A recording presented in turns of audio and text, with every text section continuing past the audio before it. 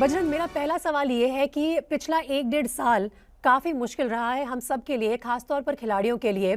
Tokyo Olympics भी 1 साल से ज़्यादा समय के लिए खिंच गए। इस दौरान कैसी रही है आपकी तैयारी? सबसे पहले तो मैं आपको बताऊँ जो कोविड की सिचुएशन चल रही है वो एक एथलीट के लिए नहीं सभी के लिए प्रॉब्लम है। और रेसलिंग के लिए तो और ज़्यादा प्रॉब्लम है क्योंकि हमारा कॉन्टैक्ट स्पोर्ट है। और हम्म। एक दूसरे के से डॉक्टर बोल रहे हैं कि भाई एक दूसरे के टच में ही होता है कोविड।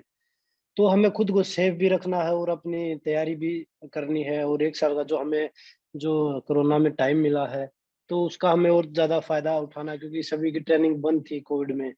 और बजरंग, मैं आपके कुछ और इंटरव्यूज़ भी पढ़ रही थी, उसमें एक चीज़ जो आपने बार बार कही है वो ये है कि इस दौरान सबसे ज़्यादा मुश्किल आपको था स्पारिंग पार्टनर ढूंढना। वो क्या था तकलीफ? स्पारिंग पार्टनर आपको मिला या नहीं मिला? और दूसरी बात ये है कि इस समय में अपने वेट को भी कंट्रोल करना था, क्योंकि आपका जो स्पोर्ट है वो वेट स्पेसिफिक होता है, और कहीं अगर आप शूट अप कर लें या नीचे चले जाएं तो बहुत मुश्किल हो सकती है। स्पारिंग करते हैं, मैट पे ट्रेनिंग करते हैं तो हम 1 दिन में 2-3 किलो वेट कम कर लेते हैं ट्रेनिंग में, हम्म। एक ट्रेनिंग में। हम्म। और अगर हम स्पारिंग नहीं कर पाते तो अगर हम कोई भी ट्रेनिंग पावर की ट्रेनिंग करते हैं तो पावर की ट्रेनिंग जब भी करता है, चाहे कोई एथलीट है या कोई भी है, आम आदमी भी है, तो उसमें वेट गेन होता है। तो हम डाइट भी एक एथलीट के हिसाब से लेते हैं, ये नहीं कि भई हम एक बॉडी बिल्डर के हिसाब से लेते हैं। तो उन चीज़ों का फ़र्क पड़ता है जब तक हम मैट पे ट्रेनिंग नहीं करते, वेट को कंट्रोल रखना भी एक चुनौती होती है, क्योंकि अभी डे टू डे फाइट भी और वेट भी सेम डे है। हम्म। तो वो चीज़ें म मुश्किल है, तो उन चीज़ों को भी हमें ध्यान में रखना है, डाइट का भी पूरा ध्यान रखना है और स्पारिंग पार्टनर का भी, क्योंकि मैंने अभी एक प्लान बनाया था कि भई मैं ओलंपिक तक इंडिया में ट्रेनिंग करूँगा। तो मैंने 5-6 स्पारिंग पार्टनर बाहर से बुलाने की ट्राई करी थी। तो ये नहीं कि भई फेडरेशन ने भी पूरी हेल्प करी और टॉप्स बना रखी जो ओलंपिक पोडियम के लिए जो टॉप खिलाड़ी हैं, हम उनके लिए एक टॉप स्कीम बनाई जो ओलंपिक जी। क्वालीफाई है।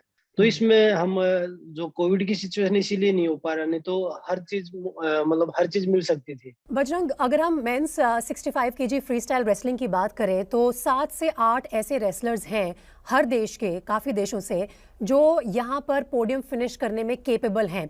तो आपके लिए कंपटीशन बहुत मुश्किल है। तो पर्सनली बजरंग पूनिया के लिए कौन सबसे बड़ा चैलेंजर है आपकी वेट कैटेगरी में? देखिए, अभी मैं मेरे 65 में अगर आप देखें तो मतलब वर्ल्ड के जो जितने भी वेट हैं, सबसे टफ टूर्नामेंट 65 का है। क्योंकि उसमें कोई भी अगर आप किसी से भी बात करेंगे तो कोई फेवरेट खिलाड़ी नहीं है कि भाई हाँ, ये हम चैंपियन बनेगा। क्योंकि हर वेट में 1-2 फेवरेट खिलाड़ी हैं सबके कि भाई ये चैंपियन बनेंगे। हम्म। तो 65 ऐसा है तो मैं मेरा मानना है चाहे किसी के भी साथ बाउट हो, क्योंकि अपनी कंट्री से जो भी आता है, जो क्वालीफाई 16 खिलाड़ी पहले 20 क्वालीफाई करते थे, अभी कम करके 16 क्वालीफाई कर रहे हैं। और 16 के 16 में सब ये आएँगे कि भाई हम मेडल जीत के लेके आए अपनी कंट्री के लिए। हम्म। तो मेरा मानना है कि जिसके साथ मेरी बाउट हो, चाहे पहली बाउट हो या वह आखिरी बाउट हो, तो मैं वो बाउट फाइनल खेल के समझूँगा, फाइनल समझ के खेलूँगा। चाहे वो बिल्कुल। मेरी फर्स्ट बाउट है या मेरी सेकंड बाउट है। तो मेरा मानना ये है कि मैं अपनी तरफ से बेस्ट करूँ, चाहे वो किसी भी खिलाड़ी के साथ है। चलिए बजरंग, बहुत अच्छा लगा आपसे बात करके, और हम सब की तरफ से, पूरे एबीपी न्यूज़ की टीम की तरफ से आपको ढेरों शुभकामनाएं। All the very best.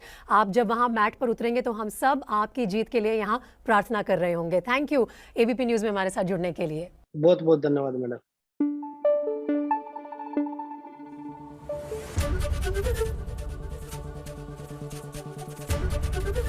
ABP news आपको रखे आगे।